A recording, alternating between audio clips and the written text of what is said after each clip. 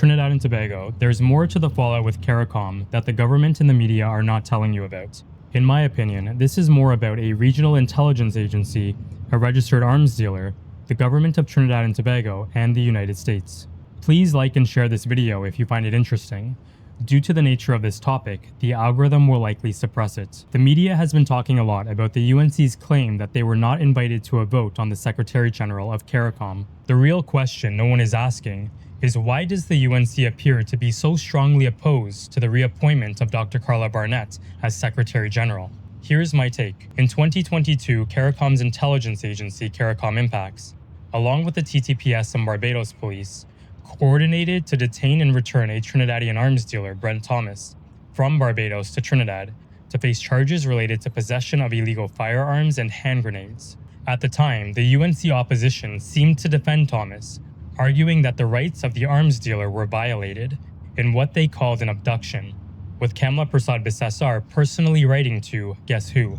CARICOM Secretary General Dr. Carla Barnett to protest CARICOM's involvement via this intelligence agency. The Secretariat never replied. Back in Trinidad, arms dealer Brent Thomas was represented in court by now UNC Minister Davish Maharaj and Fayed Hossain, who also represented former UNC Minister Jack Warner.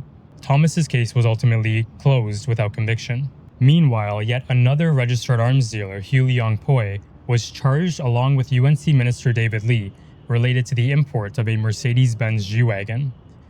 2 years later, the UNC would then campaign on policies favorable to registered arms dealers, with stand your ground legislation, political catchphrases around the use of firearms, load up your matic, light them up, empty the clip, and for making it easier for citizens to acquire registered firearms. When you vote for the UNC, we will give you stand your ground laws and legal firearms.